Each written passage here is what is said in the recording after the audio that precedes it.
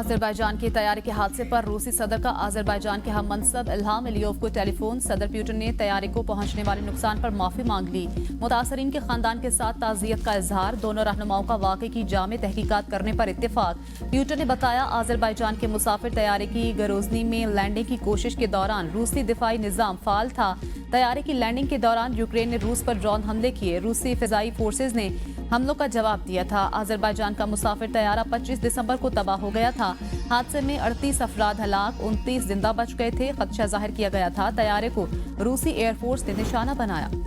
बानी पीटीआई कोई रियायत नहीं लेना चाहते। ये तासुर गलत है कि बानी मुज़ाकरात में अपने लिए रिलीफ ढूंढ रहे हैं। शिबली फराज की पीटीआई रहनुमाओं के हमरा प्रेस कॉन्फ्रेंस। कहा, एहतजाज करना हमारा हक है। हम किसी भी पुरतशद्दुद कार्रवाइयों के हामी नहीं। बानी पीटीआई असूली मौक़िफ़ और अवाम के लिए जेल में है। हमारी जिद्दोजहद का मरकज़ आइन और कानून की हुक्मरानी है। जो भी मुज़ाकरात होंगे वो उस पर होंगे कि सियासी कैदियों को रिहा किया जाए। मुज़ाकरात की अगर नाकामी होती है तो जिम्मेदार मौजूदा हुकूमत होगी। उमर अयूब ने कहा, बानी पीटीआई से मुलाकात हुई। उन्होंने कहा, पाकिस्तान की खातिर सबको माफ करता हूँ। हमारी मुज़ाकराती टीम की अव्वलीन तरजीह है 9 मई और 26 नवंबर वाक़यात पर जुडिशल कमीशन बने। हसन न्याजी समेत सब असीरान की सजाएं हाई कोर्ट से कालअदम हो जाएंगी। असद कैसर ने कहा, किसी मुल्क को हमारे मामलात में मुदाखलत का हक नहीं। अफगानिस्तान के लिए तमाम जमातों से मुशावरत करके पॉलिसी बनाएं। हुकूमत को यकतरफा फैसला करने का हक नहीं। नून लीग इत्तेफाक राय से फैसले करे। चेयरमैन पीपी बिलावल भुट्टो कहते हैं, नून लीग की सियासत मोटरवे से शुरू होकर मेट्रो पर खत्म हो जाती है। नून लीग समझती है इनके पास 2/3 अक्सरियत है, पूछने की जरूरत नहीं। पीपल्स पार्टी के साथ जो वादे किए गए उन पर अमल दरामद नहीं किया जा रहा। पीपल्स पार्टी विफाकी नुमाइंदा जमात है। हम विफाक को मजबूत करेंगे। चाहते हैं तमाम सूबों को उनका हक मिले।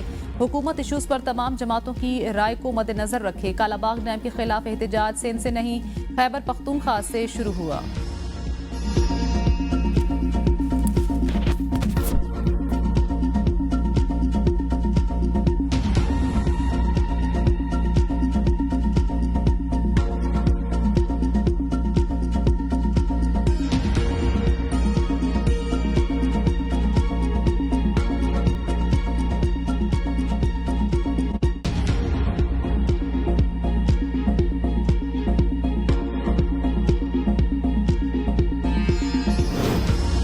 मुज़ाकरात पर ख्वाजा आसिफ और वज़ीर इत्तलात ने जारहाना गुफ्तगू की। राना सनाउल्लाह ने मुस्बत बातें की हैं। रहनुमा पीटीआई अली मोहम्मद खान कहते हैं, बानी पीटीआई ने इंतकाम न लेने के बयान से निज़ाम को आगे का रास्ता दिया। पीटीआई दौर में सियासी कैदियों के केसेस फौजी अदालतों में नहीं चले।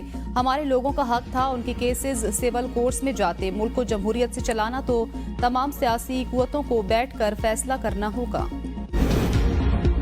मुज़ाकरात में नवाज शरीफ, आसिफ जरदारी और बानी पीटीआई को भी होना चाहिए। मुशीर वज़ीर आज़म राना सनाउल्लाह की तजवीज़। कहा, जब तक सर जोड़कर नहीं बैठेंगे बहरान से नहीं निकलेंगे। हुकूमत पूरे खुलूस के साथ मुज़ाकरात की कामयाबी चाहती है। मीसाक जमहूरियत से पहले पीपल्स पार्टी और नून लीग ने अपनी गलतियां मानी। आज भी गलतियों को तस्लीम किया जाना चाहिए। 26 नवंबर के बाद सियासी मुखालिफिन के रवैयों में तब्दीली आई। मुज़ाकराती कमेटी के अरकान सिर्फ अदाकार हैं।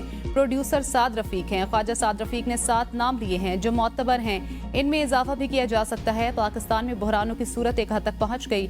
हमने सियासी तौर पर नुकसान बर्दाश्त करके मुल्क को दिवालिया होने से बचाया। पाकिस्तान डिफॉल्ट हो जाता तो पाकिस्तान खुद एक बहरान बन जाता। बहरानों में कमी के लिए मिल बैठकर बात करनी चाहिए।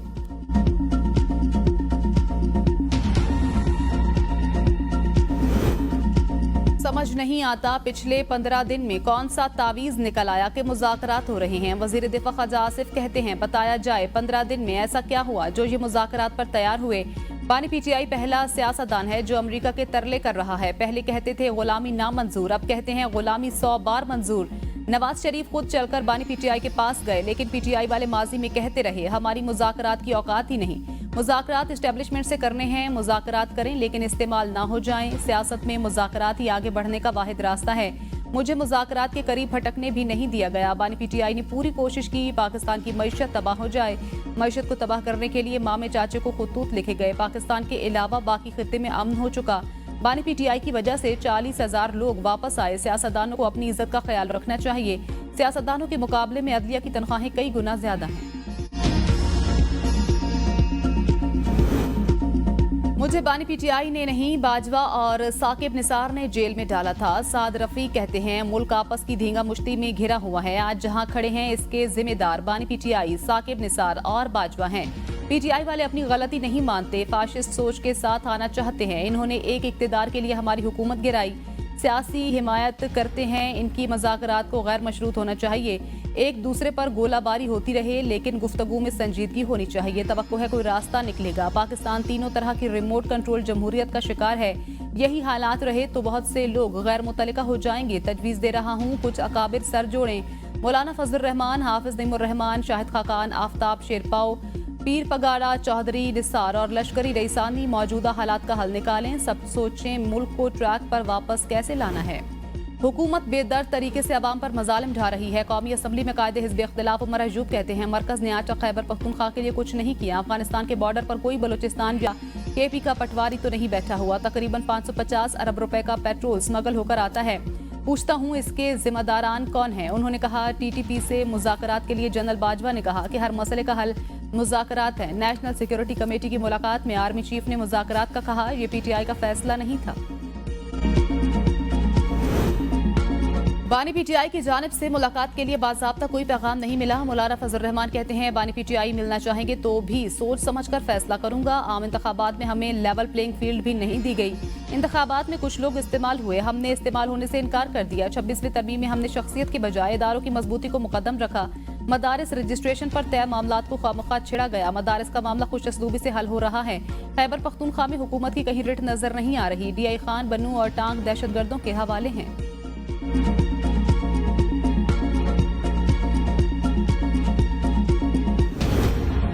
पाकिस्तान को बहरानों से निकालना है तो सबको एक जगह बैठना होगा। साबिक वज़ीर आज़म शाहिद खाकान अब्बासी कहते हैं पाकिस्तान के मौजूदा हुक्मरानों के पास इख्तियार नहीं। ये हुक्मरान मुल्क के हालात बेहतर नहीं कर सकते। इन हुक्मरानों ने अवाम के लिए कुछ नहीं किया। पाकिस्तान इस वक्त खौफनाक हालात से दो चार है। मुल्क कमजोर होता है तो इसकी आवाज़ भी कमजोर होती है।